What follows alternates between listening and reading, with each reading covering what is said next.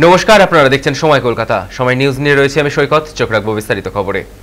Drain থেকে উদ্ধার হলো বিপুল পরিমাণ গাঁজা। ঘটনাটি ঘটেছে কোচবিহার শহরের 19 নম্বর ওয়ার্ডের লিচুতলা এলাকায়। ঘটনাকে কেন্দ্র করে ব্যাপক চাঞ্চল্য ছড়ায় এলাকায়। খবর পেয়ে ঘটনাস্থলে পৌঁছয় আবগারি দপ্তর এবং কোতোয়ালি থানার পুলিশ।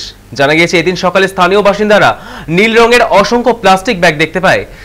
সন্দেহ হওয়ায় তারা ওই ওয়ার্ডের কাউন্সিলর অভিজিৎ মজুমদারকে ফোন করে। বিষয়টি জানান তারা। কাউন্সিলর তার কর্মীদের নিয়ে ওই প্যাকেটগুলো নিকাশি নালা থেকে তুলতেই চক্ষু চড়ক গাছ পুলিশের। উদ্ধার হয় মোট 30টি নীল প্যাকেট, যার মধ্যে রাখা বিপুল পরিমাণ গাঁজা। কে বা কারা এত বেশি পরিমাণ গাঁজা এলাকায় নিয়ে এসেছে তা নিয়ে তদন্ত শুরু করেছে পুলিশ।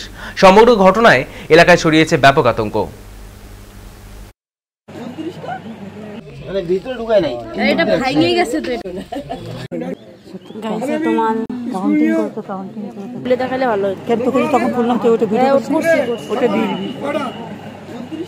লিচুতলা থেকে ক্ষমা চৌধুরী ফোন করে যে দাদা, আমার বাড়ির সামনে ড্রেনের মধ্যে কতগুলো নীল রঙের প্লাস্টিকের বাসা কি পড়ে রয়েছে, নতুন নতুন প্লাস্টিক।